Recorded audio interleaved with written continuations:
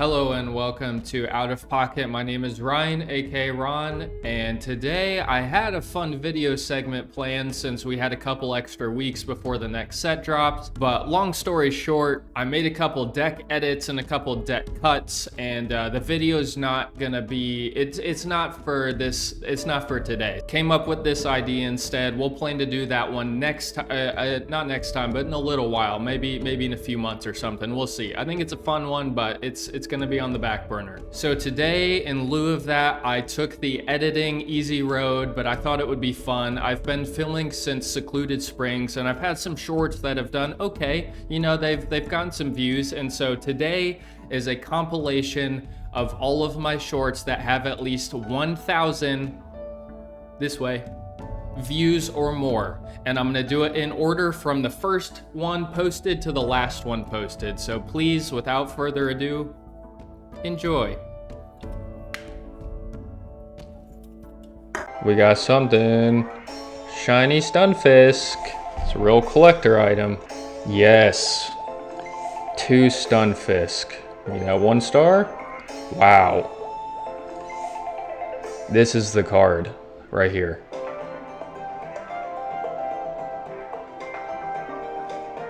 Goodness. This is the card.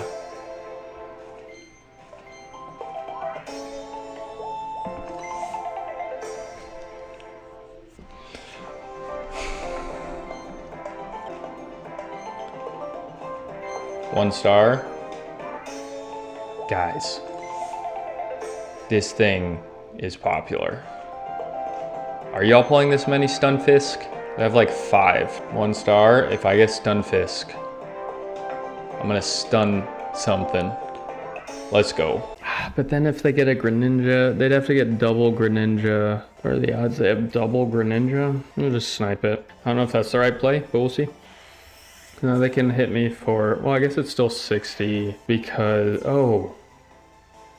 Dude, I don't take damage next turn. Oh my goodness, I forgot how good this thing is. Okay, yeah, okay.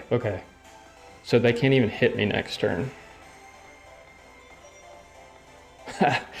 And if they give me Froakie, then I would just do it again. Okay, so I devolve, but then I'm just gonna kill them with Guzma. This is ideal. We're gonna kill you with Guzma, which is super fun. It's one of the most fun things in the game is killing people with Guzma.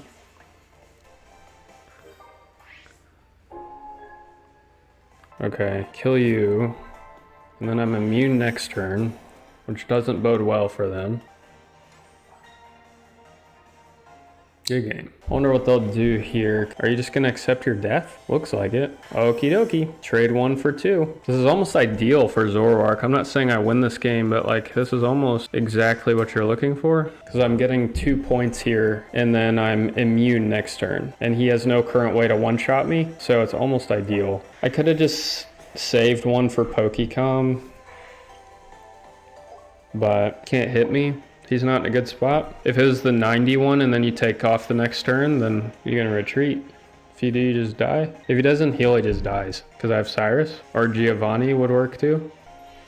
Yeah. Because you have, yeah, good game. That's it. Let's go, Cyrus. Cyrus might be one of my favorite cards in the game. It's definitely one of my favorite cards in the game. And concede.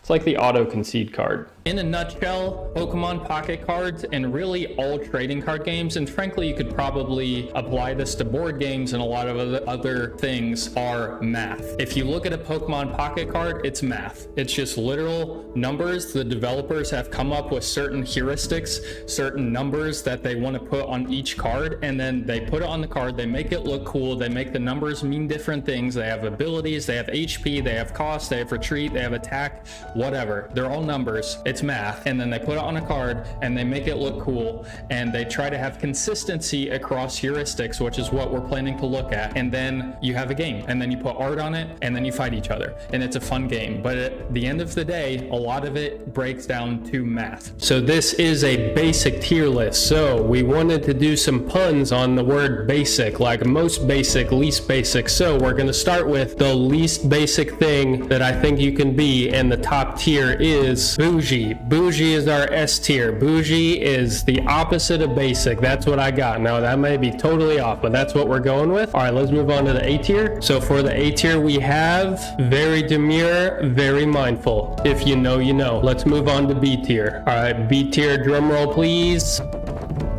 B tier is Applebee's on a date night. That's about the middle of the road basic. All right, now we're getting into even more basic. Let's look at our C tier. Dinner and a movie. But what could possibly be more basic than dinner and a movie, you ask? Well, let me tell you. Last but not least, our D tier is a PSL at the Starbucks in Target. It does not get more basic than that. Very demure, very mindful, very good. Let's open our free development team packs. See what we get. Oh.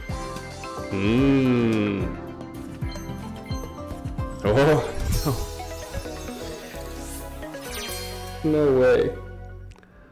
That is the first and only gold star crown rare, whatever it's called, crown rare, that I have ever pulled. Ever. I'm nearing 10,000 cards pulled, and that is the first gold that I have ever pulled. And frankly, that's not a bad one. It's probably the best of the three, so heck yeah. And it was in the free development team pack. I don't know if they juiced these packs or if it just happened, but that's awesome. Very cool. Very, very cool. And Palkia, holy cow. What a pack. That's crazy. That was an insane pack. Insane pack. And what a moment. First gold star. I keep saying gold star. First crown rare. Should be called gold star. Can this pack also have a crown rare? Because that would be bonkers. So if they have the one that does the Draco Meteor, okay, they got that one? Okay. Okay, this could go really bad or really good. Really good is the answer.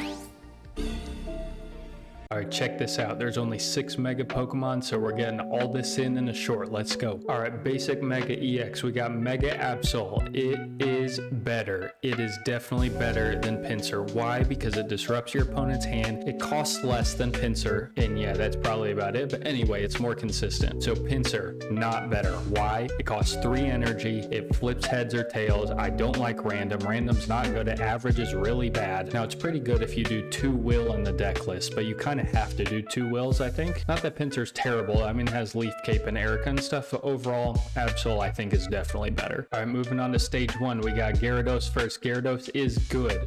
Gyarados is good. It's not great. Why? Because it costs 4. Yes, we have Manaphy. Yes, we have Mantine. Yes, we have things that can get it online. Yes, once it gets online, it's an absolute beast. Yes, it has Irida. Yes, it has other things like that help Suicune, whatever, but it costs 4. And at the end of the day, by the time you get it online, your opponent's deck may or may not matter anyway, so it's okay. It's really dependent on the beginning of the game. Altaria, great. Now, obviously, it's dependent upon bench, but at the end of the day, you're probably building a deck that can get bench Pokemon online, so it's consistently doing 130. It's got 190 health.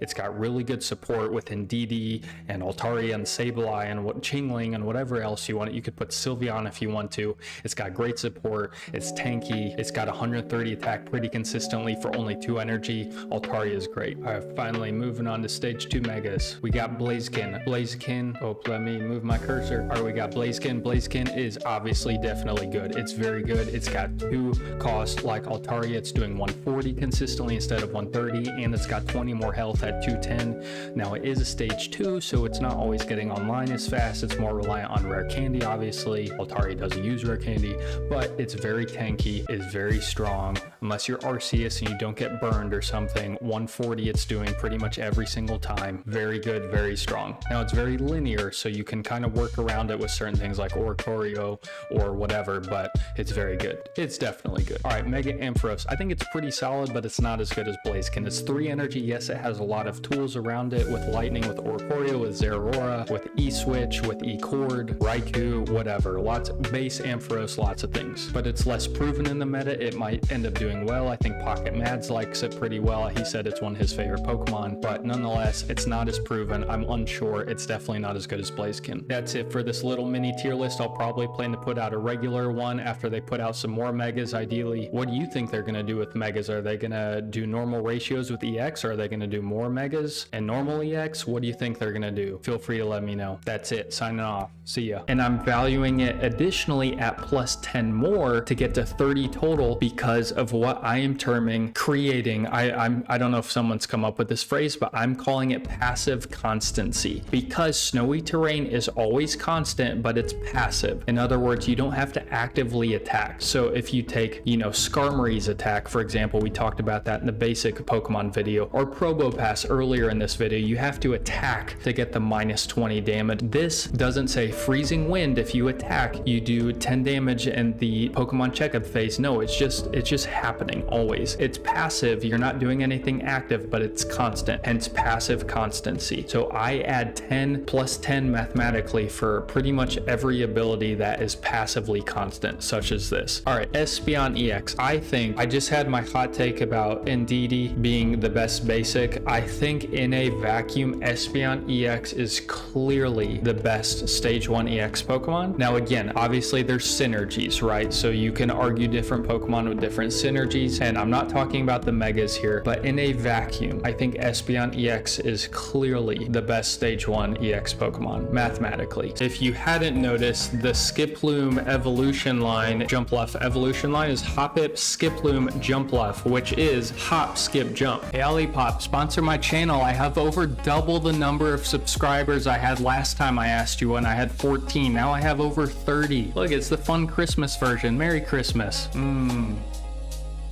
Delicious.